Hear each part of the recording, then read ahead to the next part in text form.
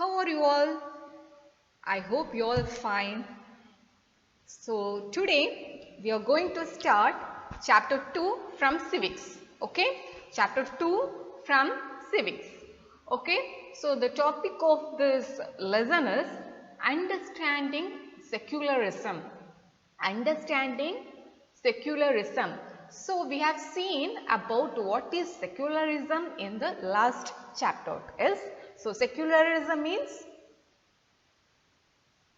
the country is not following any one religion.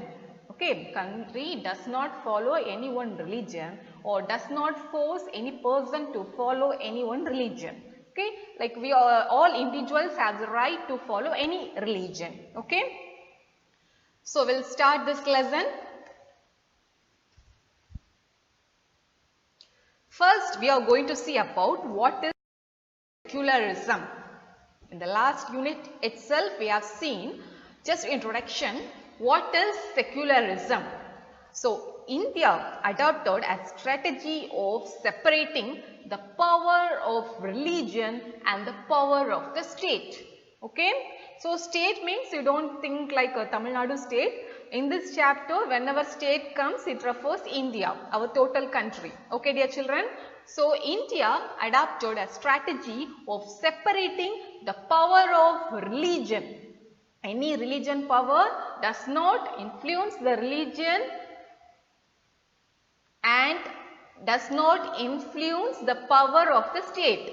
Okay, that means the power of the religion is separated from the power of the state. Okay, dear children. Next. Secularism refers to the separation of religion from the state. So that we know religion and our country is separated. Our country does not depend on religion. Our country does not depend on any religion. Okay, children. Next, the Indian Constitution allows individuals the freedom to live by their religious beliefs and practice it.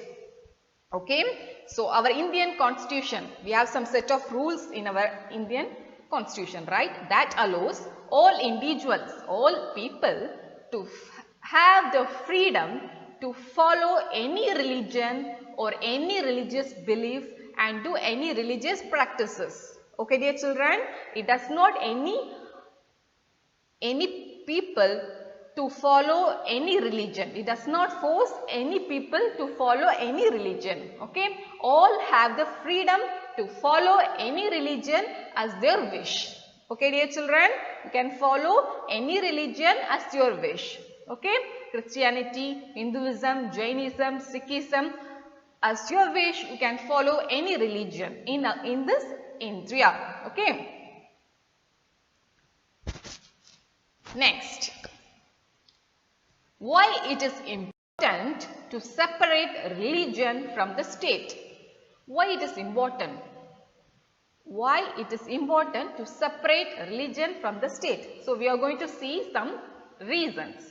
So, our country is a democratic country, right? Democratic country means we are ruled by the people and our country is for the people and by the people. So, all things were done for the people, by the people and of the people. Okay. So, the majority of the people. So, some religion will have more people, right? More people follow certain religion. So, that people will not harm the people who are following like whose religion has less people. Okay, that means majority people does not harm minority people. Okay, large group of people should not target and harm less people. Okay, so this separation of religion from the state, the secularism protects all people from any type of religious violence. Okay, it does not allow any people to force or restrict or make anyone to follow any religion. Okay, only according to our wish we have the right and freedom to follow any religion in our India. Okay dear children, understood? According to our country, all religions are one. Okay. Next, secularism protects the freedom of individuals to exit from any religion and follow any other religion. It gives the people the freedom to interpret religious teachings differently. So, first point is all the people, okay, all individual can exit from the religion. Okay, that means if you are following one religion now, you can come out from that religion and you can join and you can follow any other religion. That is according to your wish. Okay dear children. So it gives people to follow and interpret, to say and teach religious belief differently. Okay. So all people have the right to exit, to come out from the religion they follow, and also they have the right to follow any other religion. Okay. Next, what is Indian secularism? Okay, now we have seen secularism.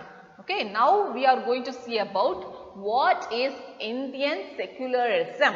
Okay children, the Indian constitution mandates that the Indian state be secular. So our constitution, the rules we have, all the rules we have. So our state, that means our India, have some set of rules. Okay, our Indian constitution has some set of rules that ensures the Indian state to be secular. That means Indian state have the right to follow any religion. Okay dear children, all people have the right to follow any religion as their wish. First, one religious community does not dominate another. That means any religious community that will not dominate or order another religious community. Okay children, that is the first point. And second, some members do not dominate other members of same religious community. No people are allowed to dominate the members inside the religious community. Okay. And the last point is, the state does not enforce any particular religion, nor it does not take away the religious freedom of individuals. That means our India will not force any religion to follow, or it will not take the right or freedom of all individual to follow any religion. Okay, our country allows us to follow any religion as our wish. Okay, that is the main point. Okay children, so what is the main point you understood? You have the right to follow any religion in our country. Okay children, so what are the things we have seen today? First we have seen about what is secularism. So secularism means we have the right to follow any other religion in our country. Okay, the country is separated from religion. Okay, it will not force or follow any one religion. Okay, we all have the right to follow any religion. We can also exit from our religion and follow any other religion. Okay children, so these are the main points that we have seen today. So thank you children, we will see the remaining of this lesson in the coming videos. Thank you children, have a nice day.